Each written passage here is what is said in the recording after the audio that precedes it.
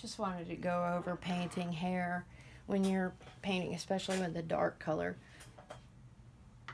You don't want to go back and forth, especially in the front or areas around the face. You just want to go one direction. So you would press the button like so.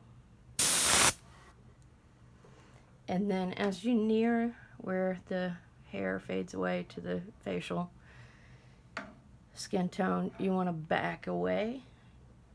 See how I back away with the airbrush? That way it spreads out and fades into the skin tone, and you don't have that harsh line, which is extremely unrealistic and undesirable.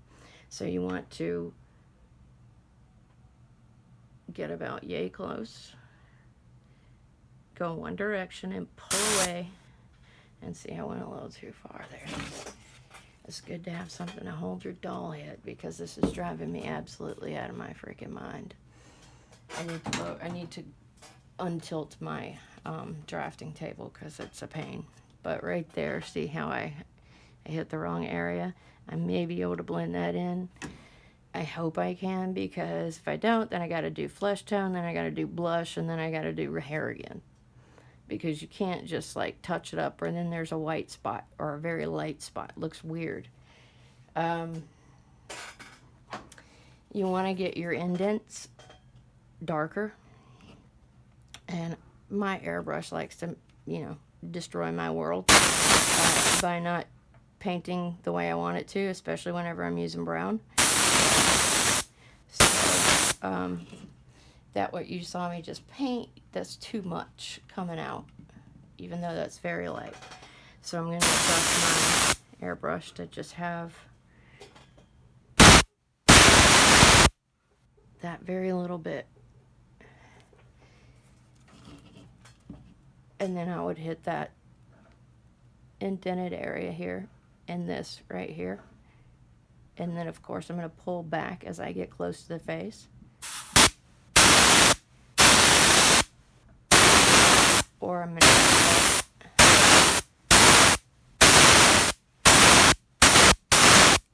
to meet this other hair, which I'll blend in later. Show you a side I haven't already painted. I think my airbrush is acting up again already.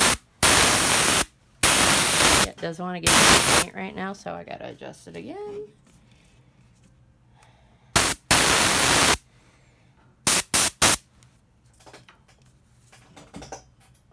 Okay, let's try this again.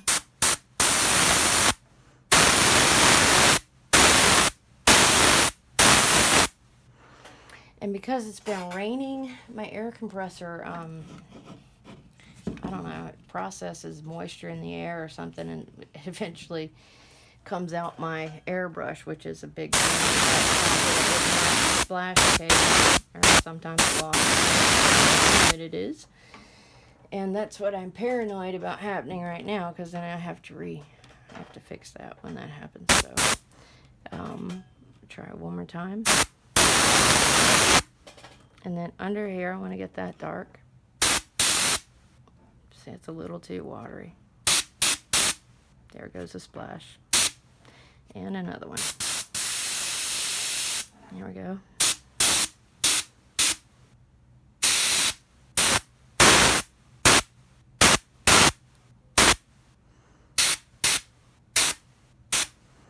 And then I'll hit this tiny little curl when my air compressor isn't so full and I have a lot less pressure in it. That way I can reduce the probability of getting a splash. And then also around the back, you want to make these areas darker. If you can follow the shape of the curl, that's good. But if not, you don't have to, but it's better if you can. So I'm going to try to show you. And of course I get too much paint coming out whenever I want to try to demonstrate. You get that little area darker. Follow this curl. Follow this curl.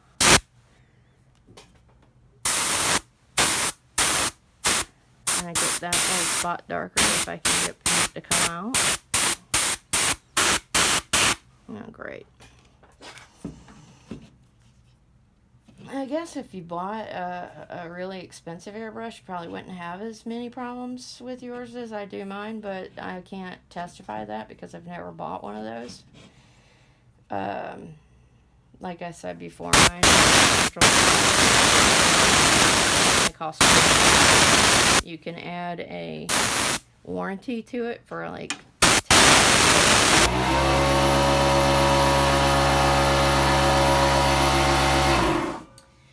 remember if it's $10 or $20 or no, or less than $10 for the warranty, but it's good for like a year. So whenever it breaks, you could just go in and get a new one for just the cost of renewing your warranty. So that's pretty sweet deal.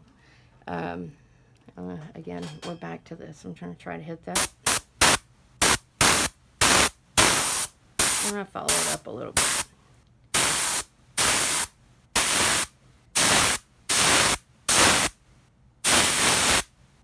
And I got a splash. So try to dry this out a little bit because that's where the splash hit. I don't like that.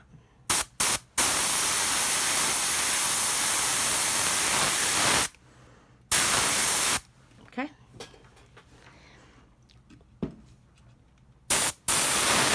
We're back to this one. I'm gonna go under that corner.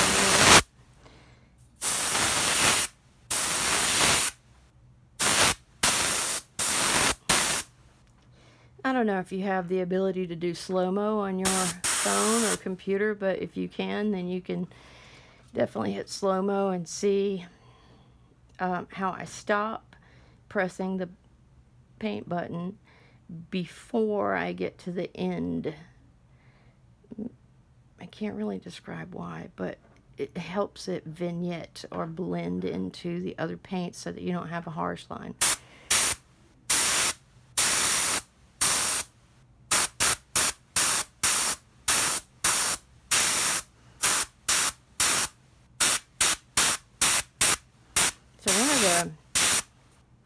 One of the most magnificent things about composition dolls with sculpted hair is the sculpt itself, and it is the hair sculpt actually. Sometimes the face is like way crazy cute, but the hair really is a huge draw for a lot of people. So you want to define those curls and those lines as much as you can without looking ridiculous, because you don't want big fat lines on skinny. So how I define these skinny lines is I hit it sideways, so it just picks up on one side of the ridge.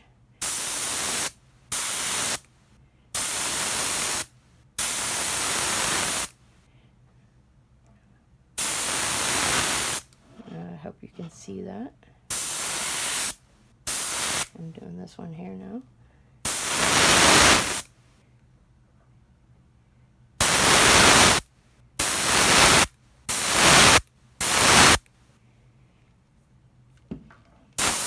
Then after you've done all the definition you want to add, then you'll go back in and you'll get a little wider spray, so you'll loosen, where am I? You'll loosen this thing. You pull it out some. Give you a heavier spray, but not as heavy as what I just did. And then you'll lightly, you're going to keep a good distance from the doll. You can blend it without going too dark. You can always go darker, but you can't go lighter without doing it over.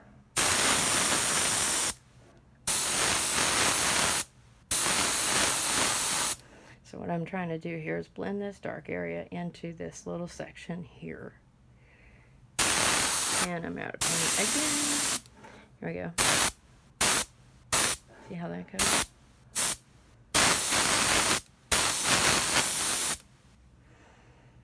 Okay, and then this area, I don't want this raised up behind the ear. That's actually part of the hair mold.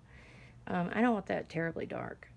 So I'm going to pull my airbrush further away as I near the ear. And just get a very light, transparent brown in that area. And then I'll define the whatever sculpt lines there are later on. Let's see how that is a very light, transparent brown. Because you got to think about it, baby hair is kind of transparent. You can see their head through their hair, so you don't want to make it really, really solid unless you just have to. And the back and forth strokes, that just, it looks weird because it gets dark in one spot and not in others. I'm going to try to demonstrate it on the paper here. See if you can see.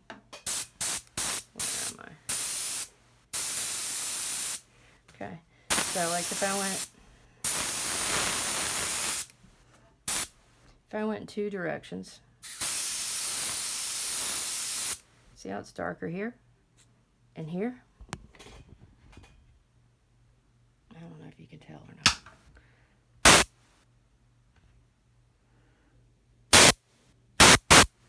Where are we? See how that's uneven? You got dark, thin and light, fat and dark. You don't want to go back and forth. You want to just go in one direction until you hit the back side of the head, and then you want to do circles. Because circles make it hard to see what pattern or direction you used when you were painting, and that's good. You don't want it to be, you don't want your brush strokes definable in a painting on canvas. Well, I guess maybe sometimes if you're doing you know, like Degas or something, but on a doll head, you don't want to see strokes, whether they're from a brush or an airbrush. And I would never recommend using a brush. Using a brush to paint a doll is a lot of skill to not be able to tell that it's been painted with a brush. And then even then, you can only do really the flesh tone, maybe the hair, some of it, but you can't do the blush without it looking like Raggedy Ann.